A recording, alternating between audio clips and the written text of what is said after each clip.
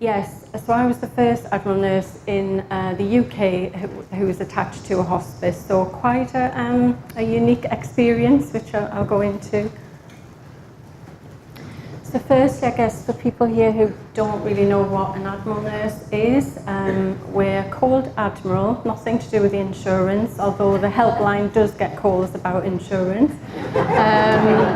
It's a chap called Joseph Levy, this chap here in the picture, and he had vascular dementia, and when he died, his family really wanted to sort of leave something in his memory. He had a love of the sea, so his nickname was Admiral Joe. So that's where it all comes from, and I think it's a really lovely reminder of what Admiral nursing is all about, that the family are really at the heart of what we do. So they set up the charity that is Dementia UK today. This was many years ago now, and it's evolved like all charities, it's evolved hugely. It's based in London, and its sort of mission really is to get Admiral nurses across the country. Nurses who specialise in dementia care and who are completely devoted to supporting people who experience and are affected by dementia.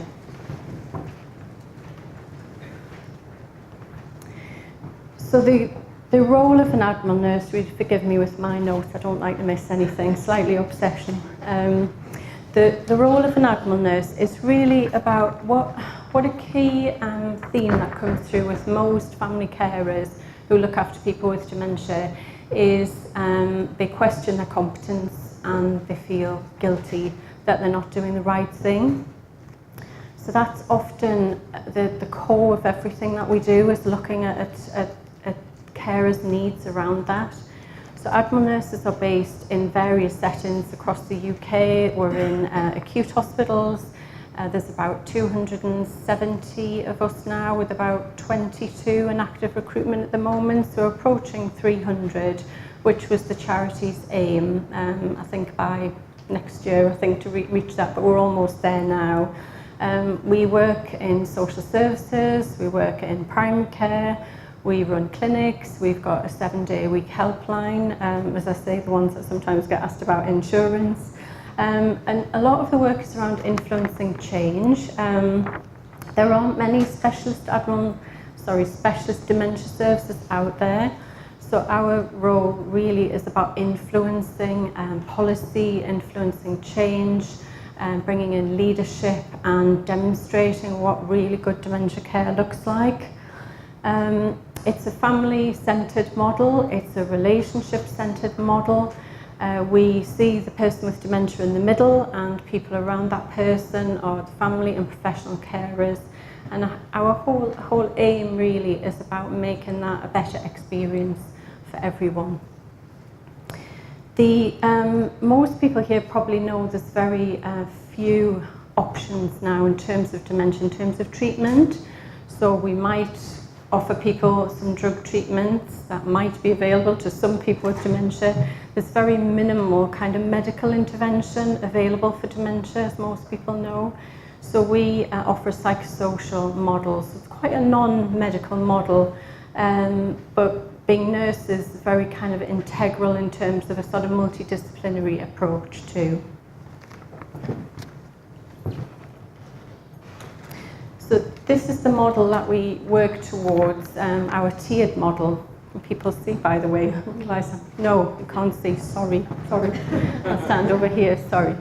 I was trying to sort of be close to that, to be able to press that and do everything else. So yes, this is the tiered model developed by Dementia UK. So we are very mindful that there's many people out there doing fantastic things in dementia, huge initiatives around living well with dementia, lots of work by the Alzheimer's Society, lots of awareness raising, and some fantastic things going on. So we see at that sort of tier at the bottom there, tier 1 level, that we see dementia advisors and people like that doing lots of good work, lots of signposting. And then we might see other people who are specialising a bit in dementia care, but they're not qualified nurses like Admiral nurses.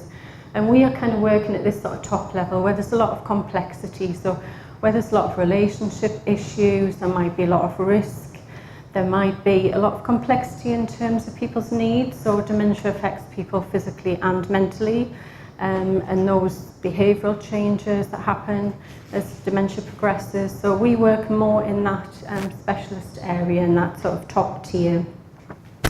And looking at this model kind of gets me thinking about when I very first started working in dementia care, probably about 30 years ago now. And we had a psychiatrist who would write to us, because no email, would write a letter to us and say, "Dear nurse, can you please see this severe dement?" And yeah, a few gasps in the audience. But I suppose what the scary bit really is, it's not that long ago that was written. I mean, you know, good few decades, but it doesn't feel that long ago, and I feel like we've come a long way since then, but there's still a long way to go. And at the moment, we're in a bit of a sort of vicious circle, I think, in dementia. We kind of diagnose people. We then say, okay, we might give you a little bit of support post-diagnosis. We might signpost you to a few things. We then might discharge you. You go back to your GP, and the care kind of stops at that point. And often as dementia progresses, and I'll go on later to how this links with palliative care, there's very little support as dementia progresses. So there's real opportunities for hospices and palliative care. See, I'm having to walk across here now. I'm not as good as George as walking backwards and forwards. The Admiral Nurse Competency Framework, this is something that was being developed by Dementia UK and Worcester University. My apologies, it's not great to read this, but you'll see in the middle it's really about critical reflective practice and triadic relationships, person-centred care, kind of best practice. Now the reason this is important, I think, this slide is, and it's nice to hear some of the practice development work we've just heard about, is often that's sort of missing now, I think, in nursing practice. And really Dementia UK are at the forefront, I would say, about developing the nurses so that all the Admiral nurses work at a very expert level. So each Admiral nurse completes this module. It's a master's level module at Worcester. And what comes often out of that, which is really interesting, the theme of today, is lots of case studies and stories, which often lead to publication. So we're really kind of working with the nurses to use their experience, to reflect on their experience, to write up their experience, and using this sort of competency model of care, and it does work really well.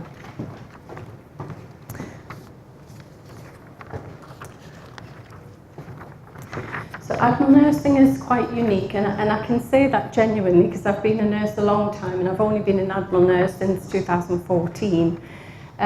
But it's very unique in terms of what it offers nurses. So we have monthly supervision, monthly practice development, master classes, as I say, lots of support into doing research, into writing papers, book chapters, books, publications, which is all a mutual benefit for all organisations. So when an organisation employ an Admiral nurse, if Dementia UK are supporting them to the level that we aim to, the expertise that they gain from Dementia UK is then like that sort of trickle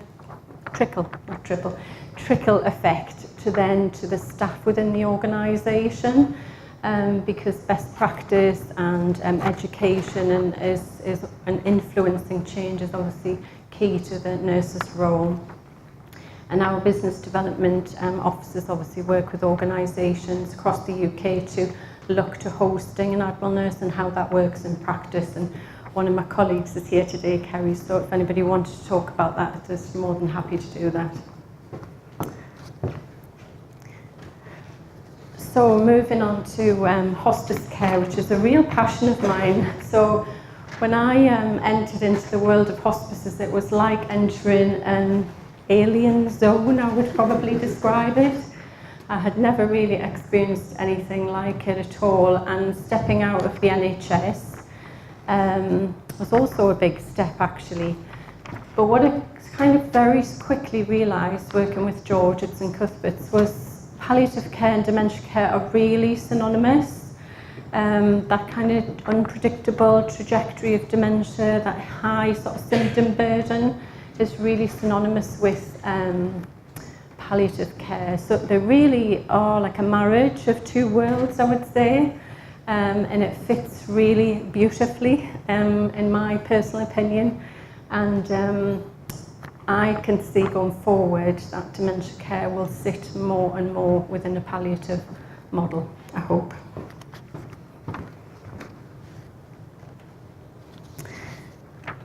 So just a little bit about what we know, I guess. These are facts that some of you may well be very aware of. So we know 1 in 3 people over 65 will die with or from dementia. It's quite surprising the average life expectancy of someone with dementia is probably a bit less than you expect, taking into account the at least over 100 dementias that they are. Probably about 4.5 years is about an average kind of lifespan.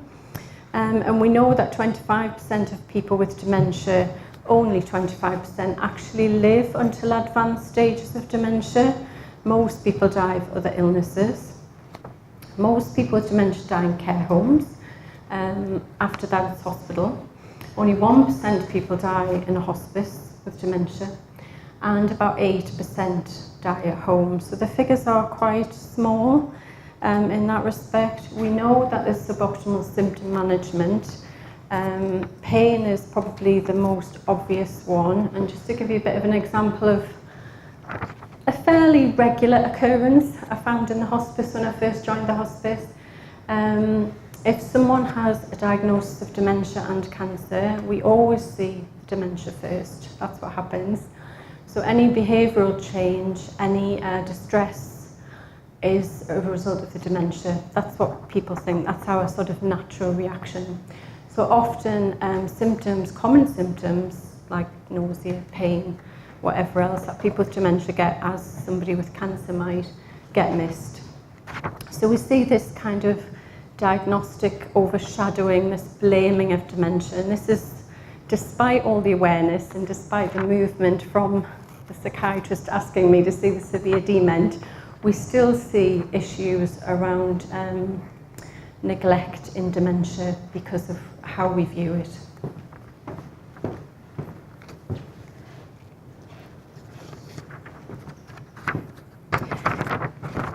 And when I think about why this is and where this comes from, so historically dementia has always sat in mental health services.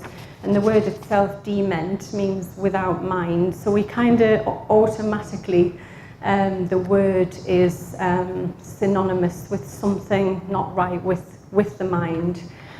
So we see it as a mental illness, and because of that we see it as there's a stigma, there's a fear. I've met many families, even now, who don't tell their own family members that the persons in the family's got dementia.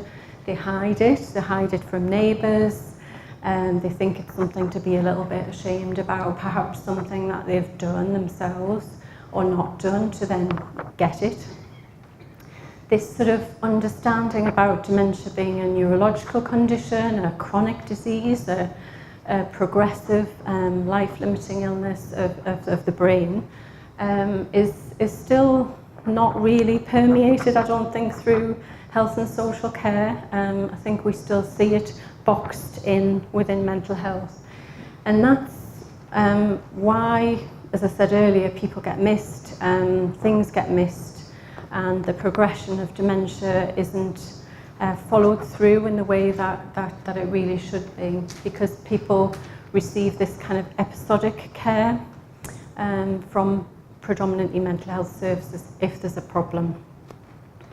So lots of fears, lots of assumptions, lots of lack of confidence. When I joined the hospice, most people were really on board with it, and the manager there at the time, just before George joined, had actually been instrumental really in appointing an Admiral nurse, and was very passionate about dementia care. But quite a few people I heard didn't say to my face, but you know, you're not going to be bringing loads of people in with dementia, are you? And, you know, we're not going to become a dementia unit, are we? And, you know, what about if people wander? What about if people walk about? What about if people do this? So a lot of assumptions, a lot of uncertainty, and a lot of fear.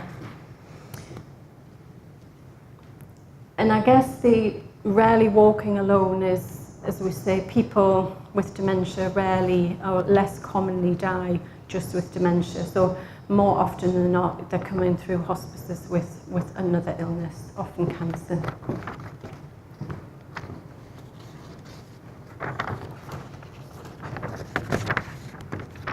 So what are your opportunities here as a region, really, and as an organisation, as a hospice?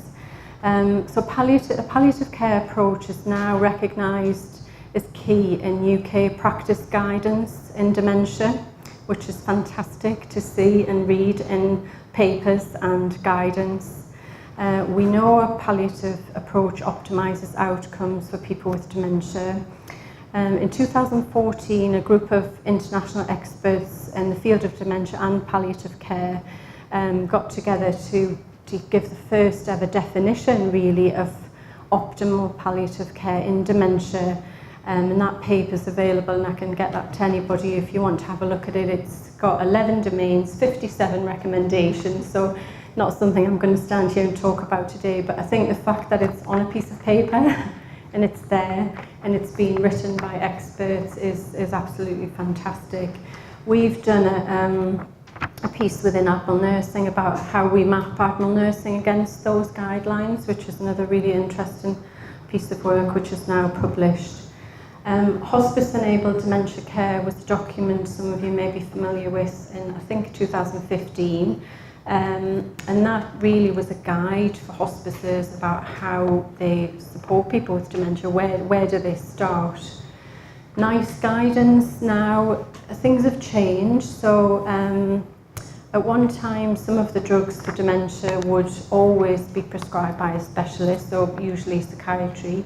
But some of that guidance has changed now. So dementia is sitting much more with GPs, and as I said earlier, people are getting discharged anyway from mental health services, so GPs are doing the bulk of the work. So the care is often in the community. GPs feel unskilled and ill-prepared to cope, I think, when family carers approach them for advice and support.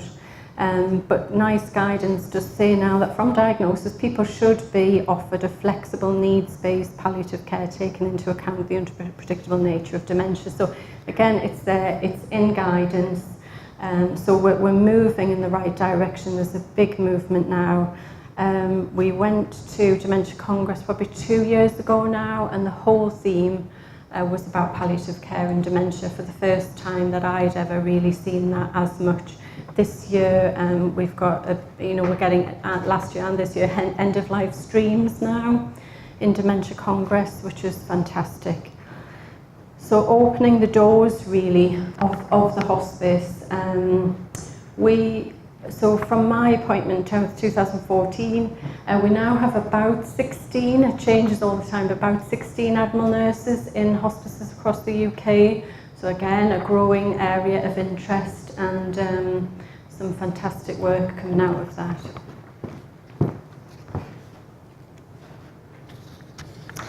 So what do we do, I guess, in hospices, Admiral nurses, when they do work in hospices? It is about leading change. It is about looking at the organisation and what are the strengths within the organisation in terms of helping people with dementia and their families, which is our big focus in Admiral Nursing. We're trying to reach people earlier, so I know George put up a nice slide about a lot of the work that we developed at St Cuthbert's, which is ongoing. But for me, the benefits of that, the activities are great, but actually what it means is we can reach people earlier. So there's opportunities for advanced planning. It's a bit more of a sort of step-on, step-off model. So in Admiral Nursing, well, personally, I don't like to use the word discharge because people get really scared when you say you're going to discharge them. So our role is really about building confidence and resilience in carers and helping them feel prepared and ready to cope with the next steps with dementia. So we might say, well, look, we understand you don't really need to see us now. Do come back. It's an open referral system. Most Admiral nurses operate an open referral system. So it's easy. So, and we might not hear from someone for another year, another 6 months. So in terms of reaching people earlier, they can come to our groups. So at St Cuthbert's, we had examples of people accessing CST, accessing some advanced planning conversations.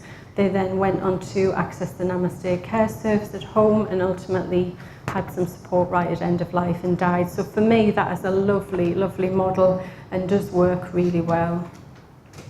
And often it's just the link to the hospice, really. Very few people, as I've said, die in hospices with dementia. And, you know, we got more people dying in hospices with dementia because we've got Admiral nurses there. But also it's about much more than that. It's about supporting people in the community. It's about the life story work. It's about comfort care planning. And it's really about carrying those cases, kind of the case management model that we use to enable them to live with dementia and as best as they possibly can. And we can't change a lot of things. So what we find is carers ask for solutions. So families, rightly so, want a solution. They want to know what the answer is. So how can I make this better? But actually the solutions they're looking for might not be what's achievable. Because they don't understand the progression of dementia. They don't realise that actually your mobility changes and your swallowing or eating changes, these sort of things. So a lot of our work is around understanding progression, helping families see what will happen, and we can sort of be there really for the moment when they say things to us like, which I've heard 1,000 times, the next time she gets an infection, Sharon, I'm going to ring the doctor because the doctor said, you know, and then of course that's your cue to say, well, actually, let's have a think about this. What would you want to happen when she next gets an infection? So it's giving an answer and a solution, but perhaps not what they thought they were looking for, but ultimately it's preparing them and it's giving them the strength and confidence to go on for however much longer. And we're helping people like referrers understand what are the signs of the last year or so of life with dementia. So, and they're not untypical of other illnesses, you know. So people have food and diet and fluid changes, people have reduced function, people are more withdrawn, people have mobility changes. So we kind of, lots of our Admiral nurses now are writing guidance in their referral criteria to GPs, for example, to say, you know, how long has this person had dementia? Actually, they've had dementia about 8 years, you know, they've been referred because the husband's not coping, she stopped walking. Okay, that's our cue, you know, palliative care register. We might use tools, there's little evidence about prognostic indicators in dementia, but we do use tools like IPOS-DEM and FAST tool and things like that can help us influence how we think, where we think a person's at and what's going to happen as we go forward. We're finding the Admiral nurse role is really useful for sort of breaking down some of those barriers and helping people understand. So it's not that the nurses run the CST groups. At St Cuthbert's we had staff go to London to do the CST training, just a day's training.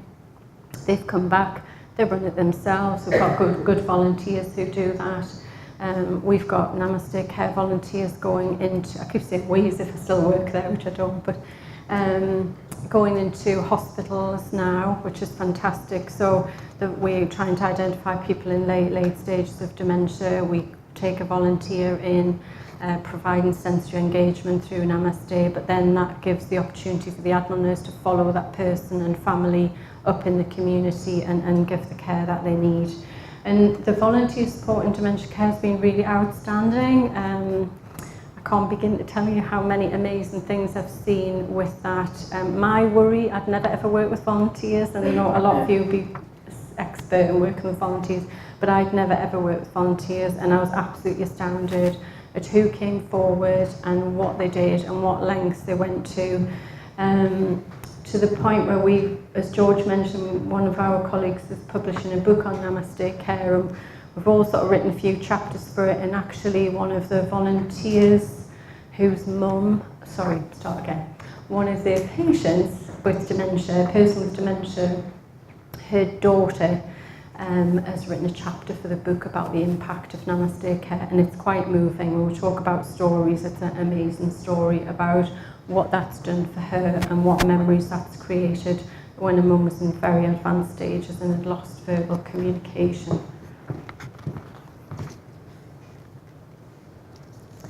I think this might be my last slide. So really,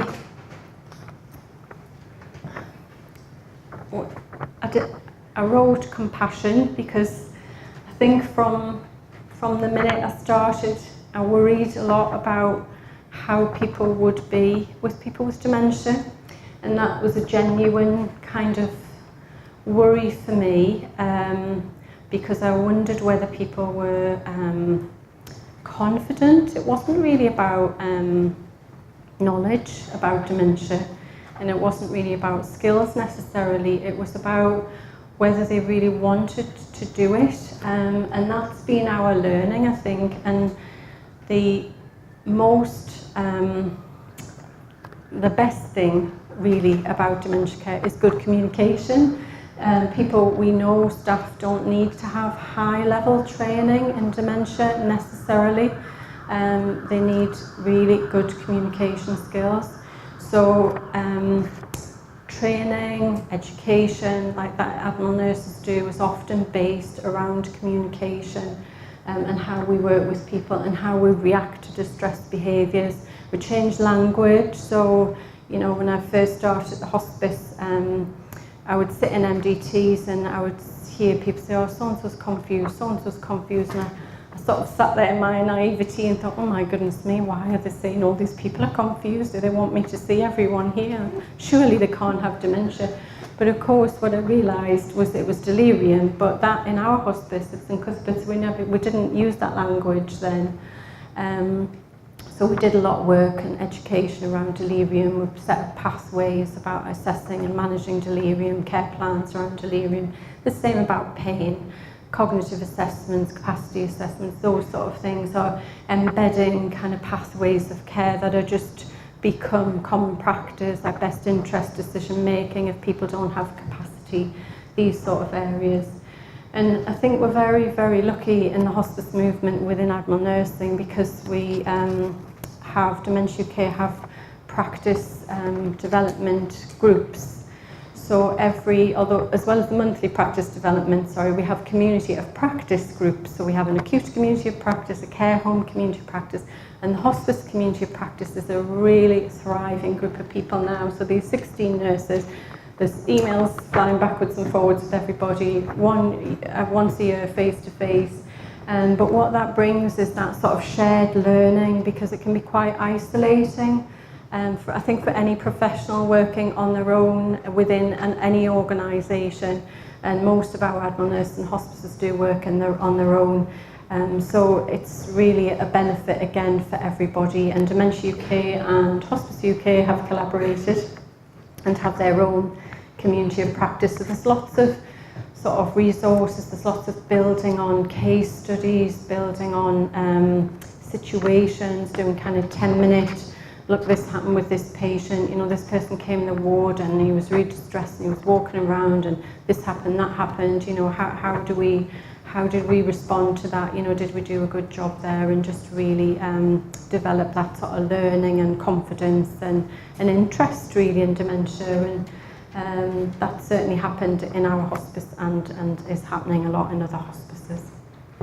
So I think that's, yeah, that's me. Thank you.